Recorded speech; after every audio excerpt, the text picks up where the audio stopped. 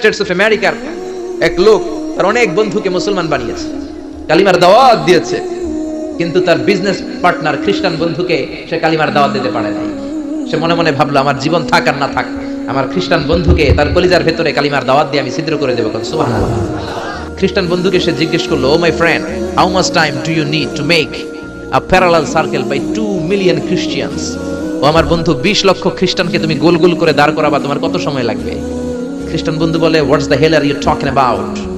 এগুলো তুমি কি কও? 20 লক্ষ খ্রিস্টান তুমি পাইবা কি? আর 20 লক্ষ খ্রিস্টানকে এক মাঠের মধ্যে যে দাঁড় করাবা, এরকম বড় মাঠও পাবা কই?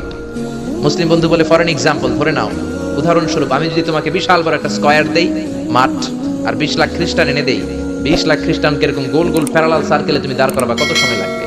খ্রিস্টান বন্ধু বলে, at least I need 1 week, এক সপ্তাহ তো লাগবেই, but I need to train them up. এই লোকগুলোকে আমার ট্রেন আপ করতে হবে, প্রশিক্ষণ দিতে হবে।